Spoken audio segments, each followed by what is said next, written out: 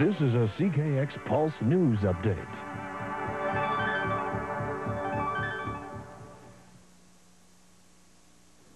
Good evening, friends. Well, despite what a spokesman for the Three Prairie Wheat Pool says, there's still some dissension over a trilateral free trade agreement in Manitoba. Ken Eady says free trade with Mexico could help expand export opportunities for Western Canada's grains and oilseeds. However, Manitoba NDP leader Gary Dewar says the deal will advance the erosion of Canada's economy started by the Canada-U.S. free trade deal.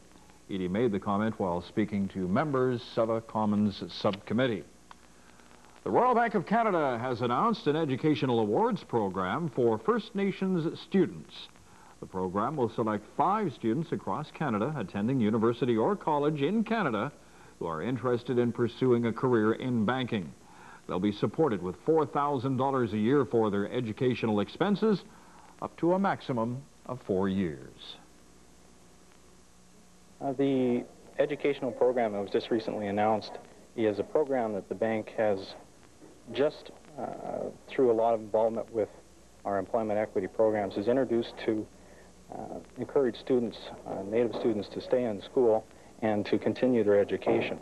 The program itself is based on an amount of about $4,000 for per year of education that the student continues in secondary education. The money is intended to be used for educational purposes and to help the students stay in school in a field that would be related to banking. We'll be back with the weather right after this.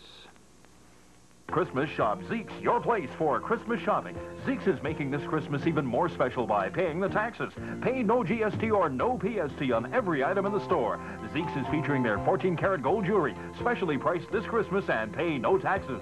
Let our knowledgeable sales staff help you choose the piece that will delight your special someone. Gold is the gift that stands the test of time. Come and see our beautiful selection today. And remember, leave the gift wrapping to Zeke's. Zeke's, your place for Christmas shopping. Nipoa, Minnedosa, 9th and Rosser, Brandon. Overnight lows tonight, minus 18 to minus 22 degrees. Sunshine for tomorrow. In southwest 20 late in the day and a high of minus 10 and a high on Saturday with sunshine of minus 5. Sunday, even better, minus 3. Right now, minus 17 degrees in the Wheat City in western Manitoba. Our next Pulse News update will be seen at midnight tonight. This is a CKX Pulse News Update.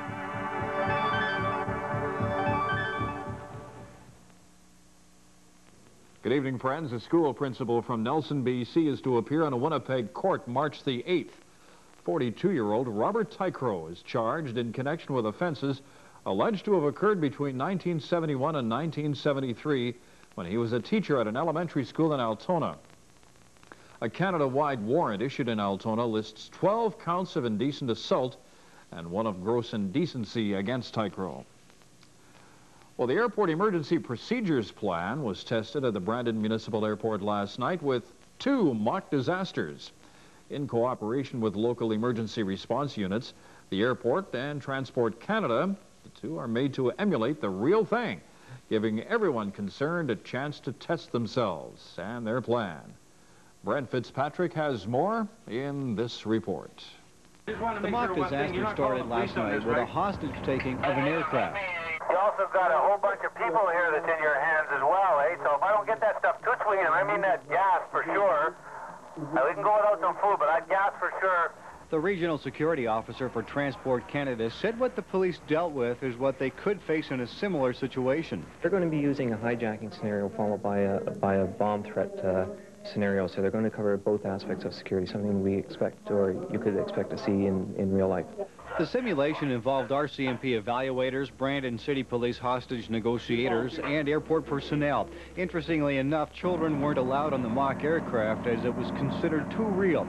Farmer said once the exercise is over, the dissection of it can begin. Well, it's up for the site to determine, to take a look at where the mistakes were made or where there's any good points and make adjustments to their plan or their operations accordingly. The mock plane took off and then crashed. This disaster, like the hostage-taking, had as few people in the know as possible to add to realism. And we try and make it as realistic as possible.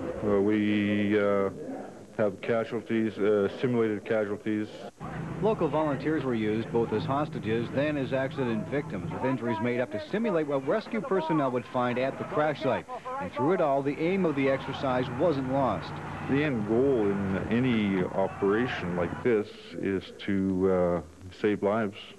And organizers were very happy with the mock disaster. People would respond to the airport here, which would be the Brandon City Fire Department, Brandon City Police and Ambulance, RCMP. It's just been excellent. Brent Fitzpatrick, Pulse News. Back with the weather right after this. Well, that's the end of the money.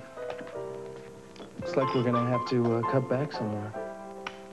Hey, who turned out the lights? I'm cutting back on electricity. A little dinner by candlelight? Tuna fish by candlelight. Well, it is cutting back. The light in your eye reminds me why I'm glad you're my very best friend. Best friends make the best marriages. From the Church of Jesus Christ of Latter-day Saints.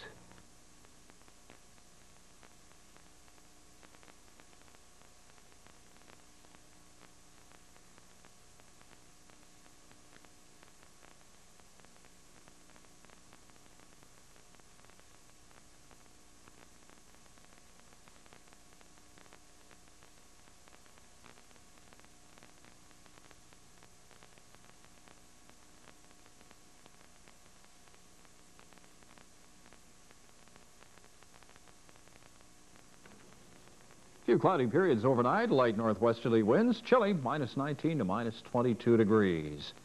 And for Friday, sunshine, northwest winds 20, shifting to southwest 20, and a daytime high of -10. Saturday morning, not bad, -13 the low, -5 the high. Even better for Sunday with a high of -3. Partly cloudy right now, the wind is north at 15, humidity 89%, and it's rather cool at -17 degrees. -17 in the Wheat City. For Pulse News, I'm Rob Thompson. Easy does it. We'll see you tomorrow.